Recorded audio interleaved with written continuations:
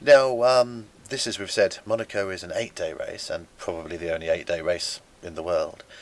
Over in Athens, they have the 7-day race. But with multi-day racing of this, roughly this sort of duration, the most popular event is the 6-day race. Yeah. And naturally, you'll be looking at improving your world ranking on 6 days.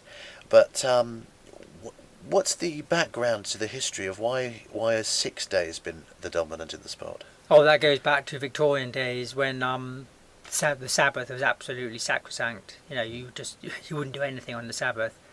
So they used to start the races at midnight or just after midnight on the Sunday night stroke Monday morning, and then run them right through to midnight on the Saturday. So that was the history of the 6 day. It was the nearest you could get to a week, but they couldn't do anything on the Sabbath, so it was a 6 day, and a huge tradition built up over the 6 day running.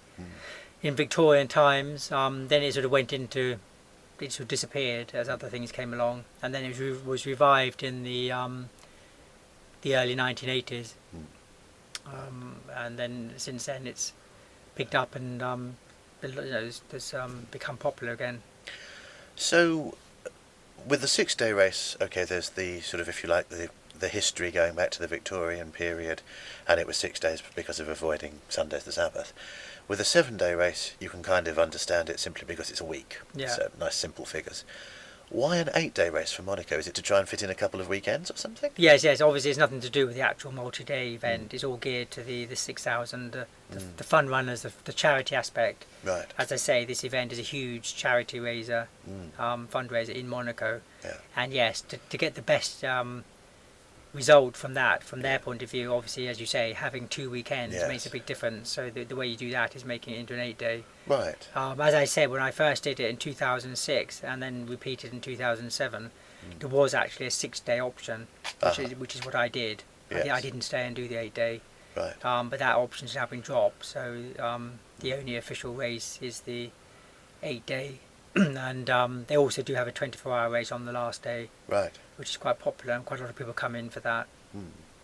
And so when you get to the end of 8 days, and then on the 8th day there's a 24-hour race, and you'll be getting new runners coming on, and they're fresh, does that kind of inspire you to run faster, or make you feel like, oh my goodness, I'm just plodding and these people are flying past? Or better both? It makes you realise how slow you're going. Yeah. Yes, it's quite good from the point of view of a whole lot of fresh faces arriving. And it could also be a bit of a nuisance. You've got all these people charging past you and you're on the last legs. Yeah. So yeah, a bit of a double-edged sword. Right.